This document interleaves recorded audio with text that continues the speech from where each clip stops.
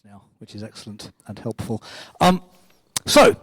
Good morning, hello. My name's Dave, I'm part of the team here.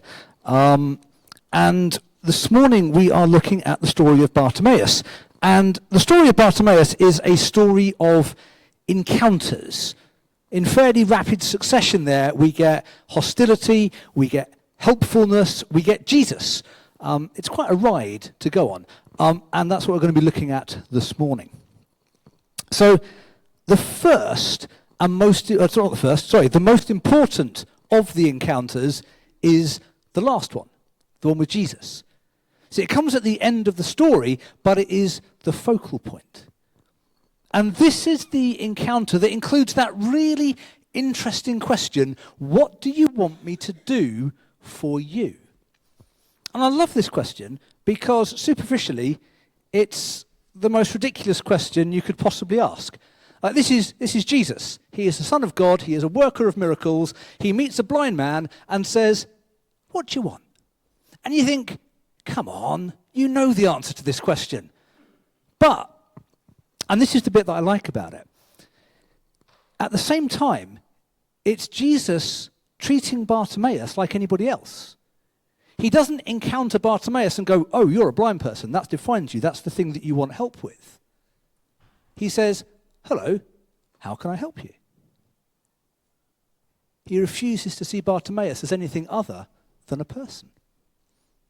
Now, the other really fascinating, beautiful thing about this question is that Jesus, and remember that Bartimaeus knows who Jesus is. Jesus is not a stranger to Bartimaeus. Well, he's a stranger in that they've never met, but he's not, who is this man? He knows. He's calling out Jesus, Son of David. And this is quite a specific title of Jesus. Bartimaeus knows who Jesus is. He hears that it's Jesus of Nazareth. He goes, I know him. That is Jesus the Messiah. So, Bartimaeus knows that Jesus is Messiah. And when he gets to this guy that he recognizes as Messiah, the Son of God, he goes, how can I serve you? And that's not particularly exciting to many of us because it's like, yeah, that's what Jesus does. That's a Jesus thing to do. But imagine encountering that for the first time. Imagine if you were hearing that story, not knowing anything else, and you've got the Messiah, the chosen one of God, and he serves a blind beggar. I mean, imagine if at the end of the service you went out of here and you turned right and stood behind the fish tank bar was the Archbishop of Canterbury and the Pope. Because all are welcome here. So the Archbishop of Canterbury and the Pope, they're behind the bar, and they go, here you are, have a lovely cup of coffee and an iced bun. You'd be a little bit surprised. Frankly, what are you doing here? You should be in Canterbury and Rome, I guess. But you're the Archbishop of Canterbury, you're the Pope. You don't just come and serve coffee and bun in a church. And yet, even that, it's as many examples are, it's a rubbish example because, lovely as I'm sure they both are, the Archbishop of Canterbury and the Pope are not Jesus. And we're not Bartimaeus. The gap is even bigger in this story. So it's not surprising that this is an incredibly and important life-changing encounter for Bartimaeus. I mean, yes, on the one hand, he receives his sight. This is a big deal. But it's more than that. Because imagine the affirmation and the acceptance and that leap in self-worth that must come from this encounter.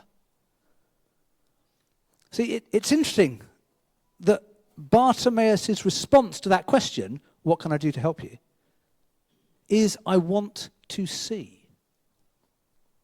I mean, on the one hand, that's a very literal response. I want to be able to see. I want the sight of my eyes back. But it's also, and whether Bartimaeus intends it or not, I don't know, but it's very profound. Because yes, he gets back the sight of his eyes, but I think he sees more than that in this encounter. I think he sees Jesus even more clearly. he sees a whole nother side to Jesus. He's not just a title.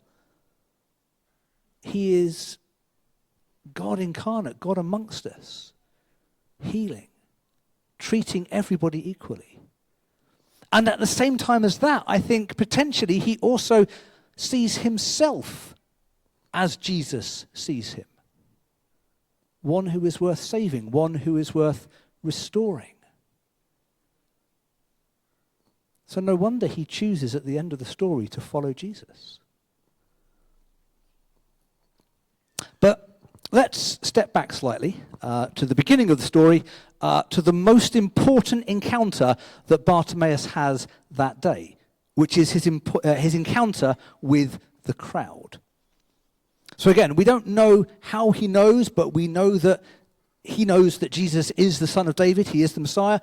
He hears the crowd talking about Jesus of Nazareth, he calls out, and the crowd, we don't know exactly what they say because Mark and the other gospel writers choose not to record their exact words, but we can guess it's something along the lines of, "Shut up, idiot."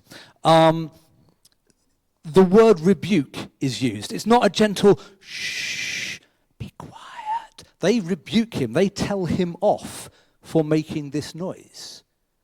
He does not receive kind words from the crowd.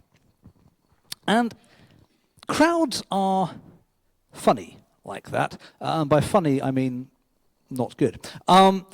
There's something about being in a crowd that causes people to want to draw lines between us who are in the crowd and those who are outside the crowd.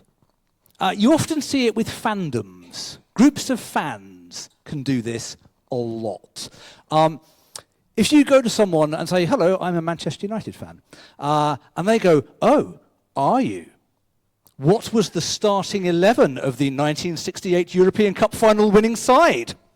Oh, you're not a fan then." They were in that final. Best was in the team. That's about as far as I can go. Oh, and Charlton. There you go, I've got two. Or Doctor Who fans, talking of other people who I know quite well, I'm also a Doctor Who fan. When you're a Doctor Who fan, people will say, "Oh, a Doctor Who fan. What are your top 3 Tom Baker episodes and why?" And if you go, "Sorry, I thought Christopher Eccleston was the first Doctor," then they laugh at you. Not everybody. Not everybody. But fandoms can do this. They draw those lines and say, "You don't have enough information, you don't have the knowledge, you are not part of us." Or we do it in more subtle ways. We don't invite people to things because, you wouldn't fit in. This is not for you. This is for us. This is an us thing. Or we make in-jokes, and then we all laugh, and then there's one person there going, "What's the joke?" And you go, "Oh, you wouldn't get it. You're not one of us." It can be quite subtle, but it's not necessarily very pleasant at all. But what we're doing is we're showing how in we are with this group by demonstrating how out other people are. And I think to an extent that's what we're seeing here with this crowd. Because remember that this crowd are people that are here to see Jesus. This is not like a crowd of Pharisees who are there with a bunch of stones or something. These are people that want to see Jesus, potentially who are followers of Jesus. They might want to see a miracle. They might want to hear his teaching. They might just want to be able to say, "I was there. I saw the Son of David." And yet, when Bartimaeus wants to join in, they immediately cut him out. "Jesus wouldn't be interested in you. You'll bring the tone down. You're not one of us. Shh." Or "Shut up, idiot," depending on your point of view. And it makes me wonder how close Bartimaeus was to hearing that from the crowd. How close he was to that moment where his brain just goes, "Ka-chunk, you're right, I don't belong here. I'm not one of you. What's the point of even trying?" And he just shuts up and goes back to his life and spends the rest of his life begging at the side of the road in darkness. I wonder how close that was as a consequence of what the crowd did. But because the story doesn't end there, fortunately, it brings us to the most important encounter in the whole story. His encounter with the other crowd. Because I couldn't think of a good word. They're just the other crowd. It'll have to do. Because we could have had the story finished there. It could have ended with the crowd going, shut up, and Bartimaeus going, okay. I mean, we probably wouldn't have ever heard about it because it wouldn't be a great story. But that doesn't happen. Partly because Bartimaeus, bless him, has got enough willpower to just dig in and go, no, I'm just going to shout louder, thank you very much. And then secondly, because Jesus hears him and calls him. And suddenly, the crowd changes. Now, we don't know whether this is the whole crowd or part of the crowd. There's part of me, because I like to read around the story when I'm doing this sort of thing. If you go back in this chapter, you get to that story of Jesus is there and some children are brought to Jesus, and the disciples go, oh, back up, no toddlers, no, away, away, Jesus does not want you hanging off his robes. And Jesus goes, no, bring them to me. And then they sit on his lap and he prays for them, and it's great. And I just wonder how much the disciples are going, oh, this feels very familiar. As someone wants to come to Jesus, we're telling them to go away. I think we might be getting it wrong again. And I wonder if they're just going, no, we're not making that mistake again. Come forth, Bartimaeus, come forth. Or whether actually it's the whole crowd, whether just the words of Jesus are so important and so weighty that when he says call him, it just ripples out through the crowd like chucking a pebble into a pond. And the people nearest go, oh, he's calling him. And the people next to them go, oh, he's calling him. And then the people next, until the whole crowd are going, must be half the crowd going, who even is this guy? We're on the other side. But the crowd are going, he's calling someone.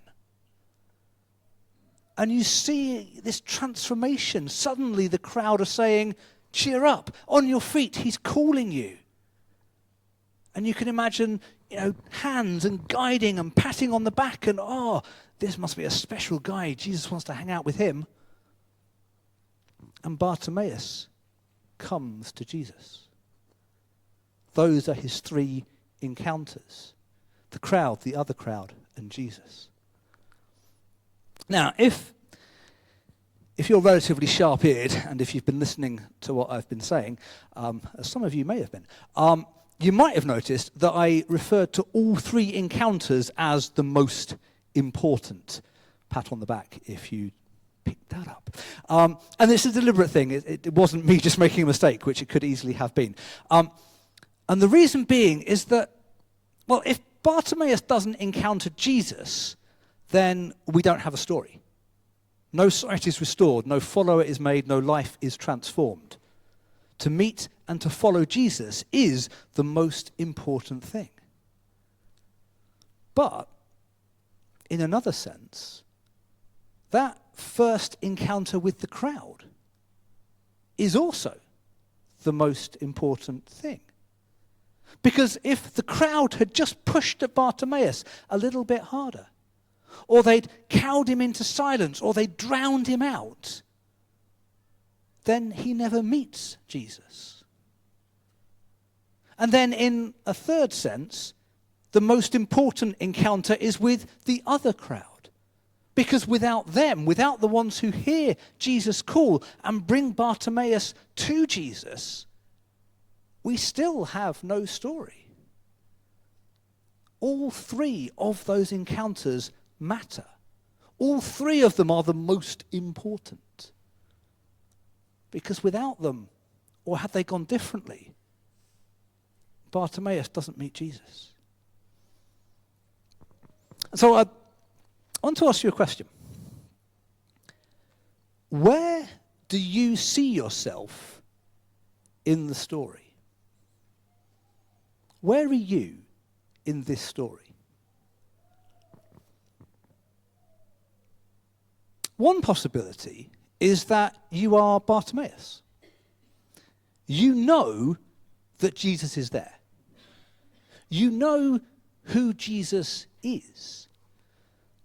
But you don't know how to connect with him over the noise of the crowd. And if that is you, if you think, yes, the person I identify with that most with in that story is Bartimaeus, then I want to say to you that Jesus does hear you. And Jesus does call to you. Because you are not alone. And you are not overlooked. If that is you, if you think the person that I feel closest to in that story is Bartimaeus, then honestly, forget everything else that I've said and make sure that before you leave this building today, go and grab one of our team who are wearing orange lanyards or blue lanyards, or the person that you came in with, or someone nearby who just looks friendly, and don't let go of that person until they help you to meet Jesus. Because for all the wordplay around everything's the most important, that is actually the most important thing. If you can meet Jesus this morning and you haven't yet, please find someone who will help you to do that. But maybe that's not you. Maybe you're seeing yourself in the other crowd. You know, you're keen to bring people to Jesus, to point the way and to encourage.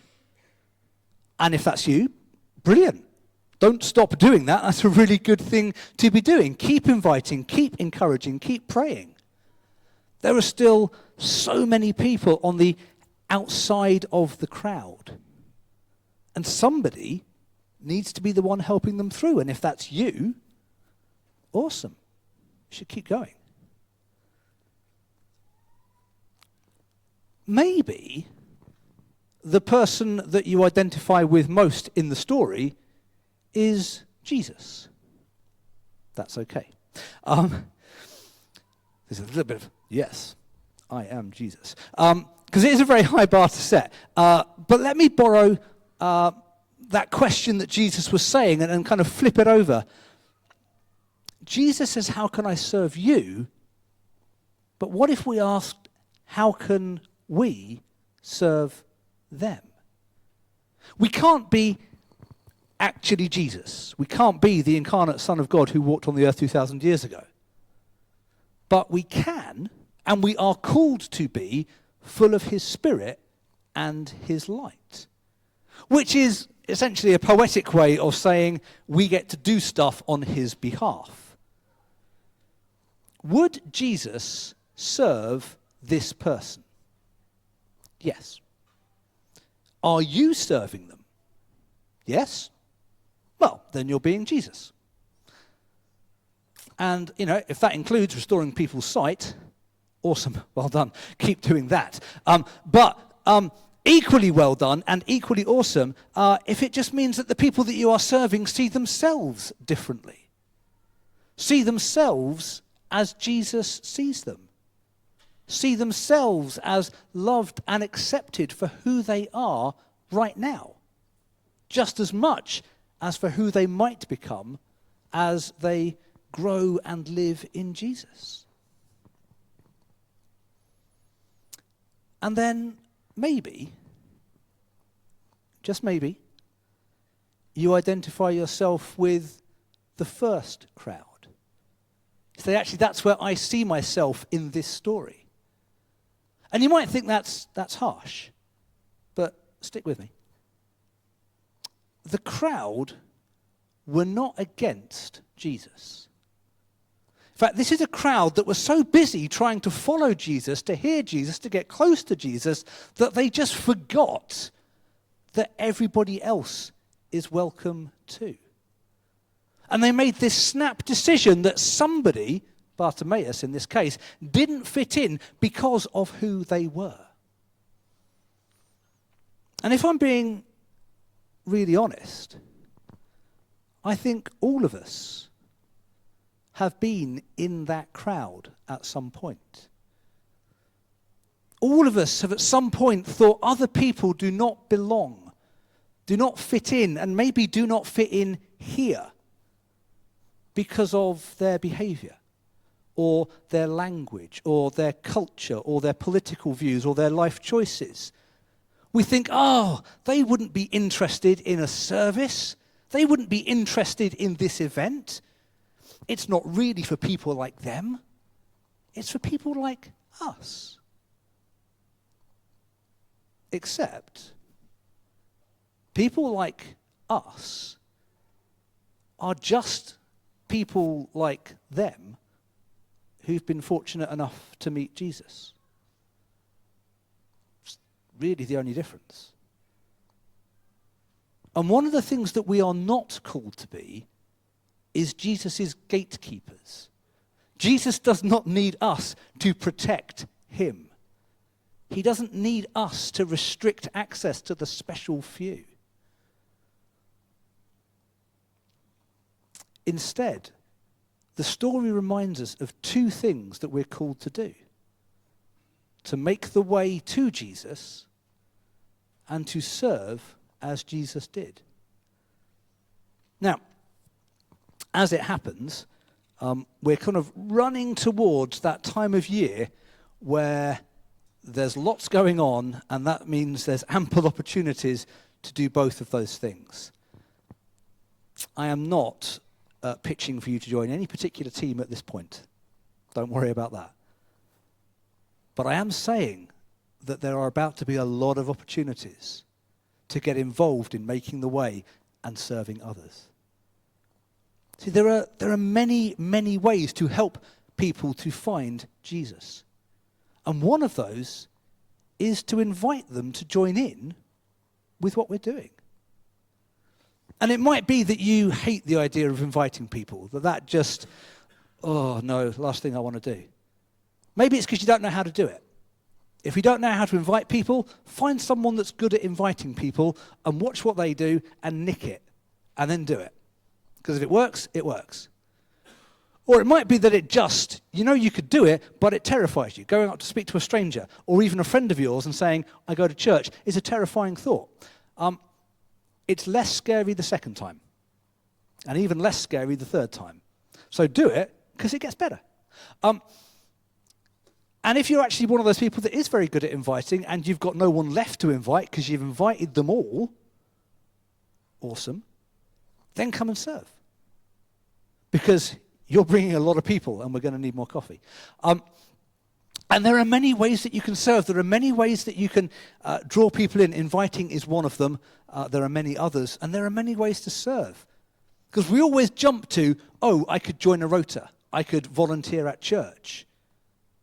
But you could offer your neighbour a lift. You could help someone with their shopping. You could wash up when it isn't your turn. Parents, feel free to tell the young people I said that. You could rake leaves in the garden or next door's garden or on the street. You could cook a meal. You could do anything that answers the question, what do you want me to do for you? Because if that question is good enough for Jesus, if Jesus will say that, then so are we. So should we.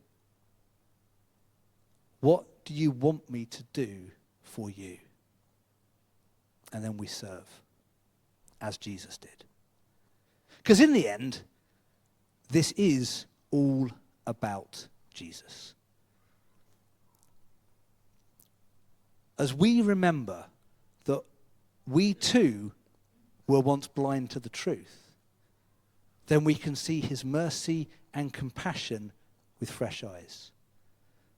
As we serve others, we serve him. And as we bring others to meet him, we encounter Jesus all over again. So let's do that. I'm going to pray.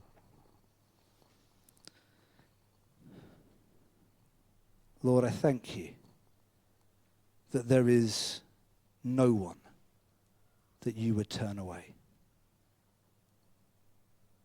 That each one of us has come to you, can come to you. And Lord, we are welcome in your presence.